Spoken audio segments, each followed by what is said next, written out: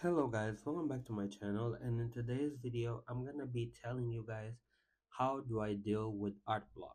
So without further ado, let's just jump into the video. So hello guys, welcome back to my channel. My name is Pedro Tali. I am a digital artist based in Luanda, Angola, and in today's video I'm gonna be giving you guys some tips and tricks on how do I deal with art block. So before we start giving the tips, you need to know what is art block. Art block is basically when an artist or creative doesn't feel inspired to do the work that he normally does.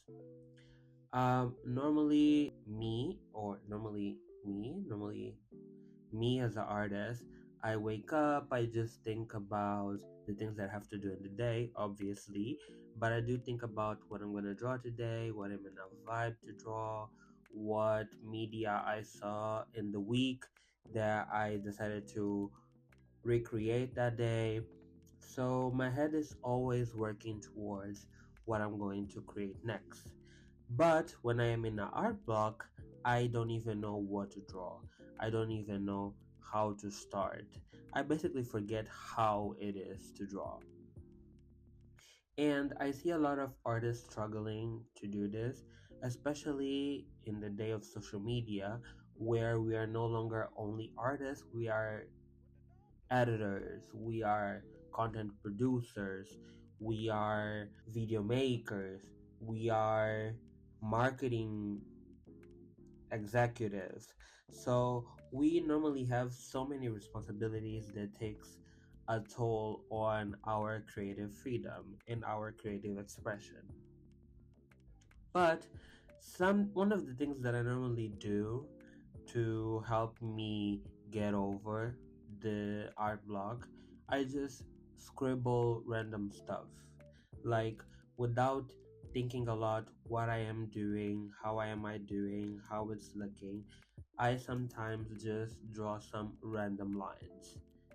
And you must be thinking, oh no, he's sketching something. No, I am just making some random crisscross lines, some parallel, some cross lines, and I am just having fun.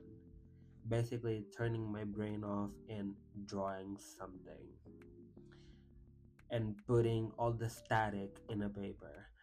So, after that, I normally feel more loose and I feel more like carefree. And in that moment, I normally feel inspired to draw something. One of the things that helped me get over art block is getting over my perfectionism. For most people, they think those are separate issues, but normally they come together because perfectionism keeps you away from drawing um, by the fear of making something not good enough, or making something not up to your standards, or making something that you know it will be ugly or will not be something that you would normally make. One of the things that some people need to understand, or you as an artist, you have to understand, and that is not only for art, in all areas of our life, is not every single thing that we do, especially our hobbies, they don't have to be perfect. Even though we're trying to make this like an income stream, we want to work with art, not every single one of our drawings is made to be seen. And I feel like that is something that we sometimes forget, that I'm not telling. So I'm going on a tangent here. I saw basically an artist making I he was talking about something like this, and he was showing his unseen sketchbook or his obscene sketchbook, and it was full of like nude poses and weird scenes and gore and shit and things like that. But it's not that I'm talking about. I'm talking about, you can make something like weird. For you to have an idea, I am a 5'10", around 80 kilos big guy. And sometimes I draw Sailor Moon fan art. Sometimes I draw a cute chicken in a bow. Sometimes I draw the weirdest things, and those are things that I know they're not to be seen by anyone, not because I'm ashamed, but because that is just something that I'm making for myself. And those drawings are the ones that keep me interested and creative and not very on when it comes to making content about art, or making my art look good, or making my art interesting so people might want to commission me. Um, I decided to have fun with my art.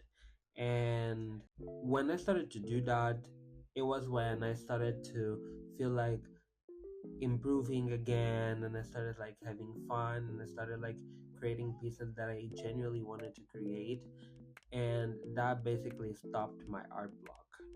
So I went on a tangent, but what I actually wanted to say is you need to make art for you, and make art that it doesn't need to always serve a specific purpose.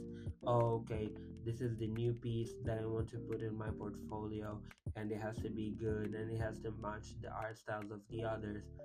No, not every single piece you make has to be for that. You need to have fun with your art. Um, art exercises like warm ups. I already talked about like doing the crisscross patterns and drawing some random scribbles. Those are the things that actually help me a lot. Like a lot.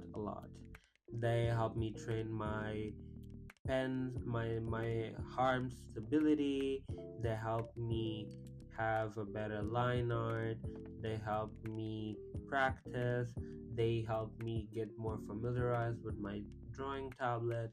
I do have a little like XP pen, the extra small model, like the cheapest one, and it took some time for me to get accustomed to drawing on such a like small space.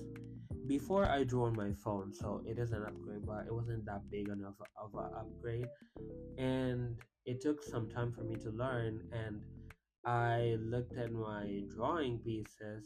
If I find, I might put one in the screen of some drawings that I made using my mouse, and they looked horrendous. They looked ugly, and I was like so ashamed, but I posted anyway because they were part of the process. If I want, if I, you, we basically want to get better, we need to understand that some of our art pieces will be ugly, some of our art pieces will not be up to standard, and some art pieces will just be fun pieces. Not all of our pieces have to be studies, and you need to just get truly creative and just have fun.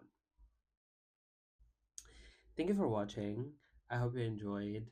I will keep doing more videos like this one. I have a lot of fun doing them, where I am basically just sketching and talking and just having fun.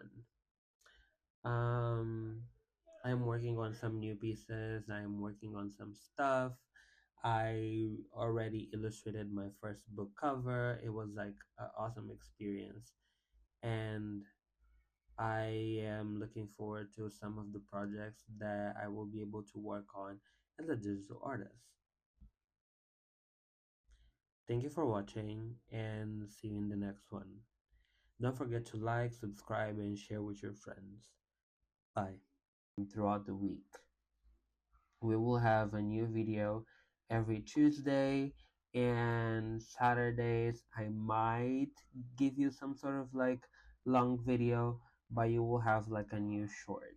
And throughout the week you will see some videos, some TikToks, and I hope you guys enjoy it. Thank you for watching, and see you in the next one. Bye.